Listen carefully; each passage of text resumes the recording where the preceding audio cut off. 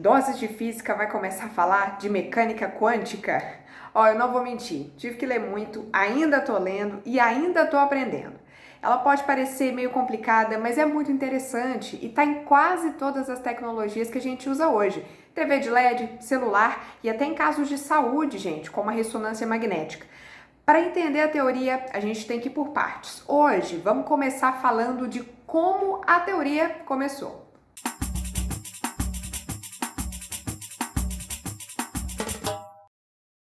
Quanto mais a gente conhece alguém, mais percebe coisas novas que antes não sabia sobre essa pessoa. Algo parecido com isso vale para a física.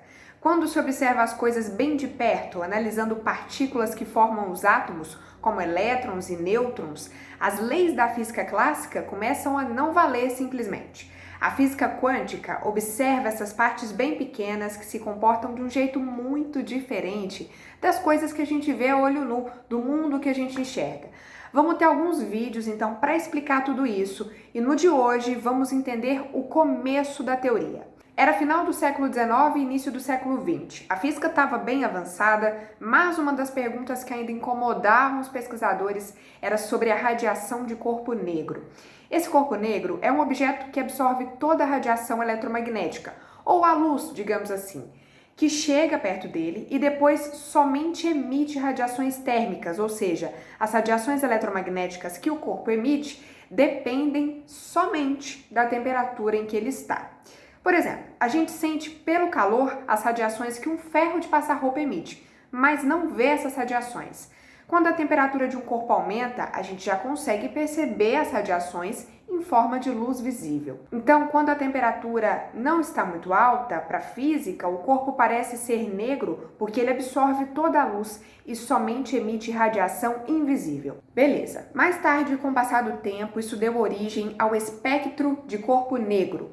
Nele, dependendo da cor de luz emitida por esse corpo, é possível saber a temperatura dele. Cada temperatura tem uma determinada cor no espectro e, a partir dela, os físicos conseguem estimar a temperatura de uma estrela, por exemplo, só com base na cor que ela tem quando observada por telescópios. Mas antes de ficar tudo esclarecido assim, o corpo negro tinha um problema. As contas da teoria não batiam com os experimentos que os físicos faziam no laboratório.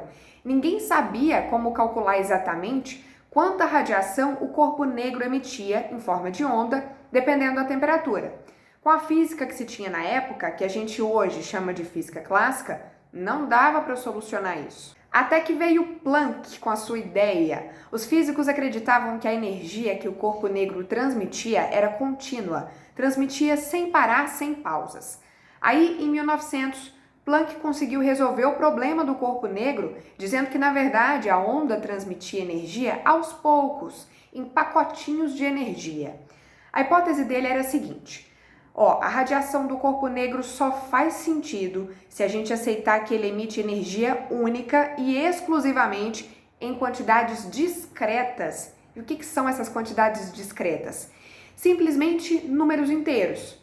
Pensa comigo, o corpo negro então só poderia absorver e depois emitir uma unidade de energia, e nunca 1,75, ou então 3, 4, 5 unidades de energia, nunca 3,4, 4,9 ou 5,3.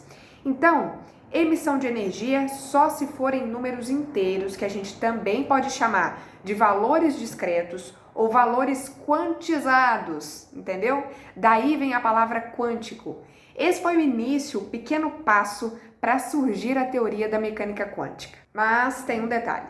Essa ideia dos pacotes de energia, dos valores discretos ou inteiros ou quantizados, que são a mesma coisa, veio de uma solução matemática. Planck fez equações, várias contas e achou aí uma resposta para o problema do ponto de vista da matemática, sem saber ainda se isso ia funcionar ou se ia se aplicar na física. Aí, 4 anos depois, Albert Einstein, que na época era um jovem físico alemão ainda, deu um significado na física para o que Planck propôs. E de quebra, levou um Nobel por isso. Mas essa parte da história eu te conto semana que vem. A gente vai falar do efeito fotoelétrico, que inclusive foi sugestão de vocês. Até lá!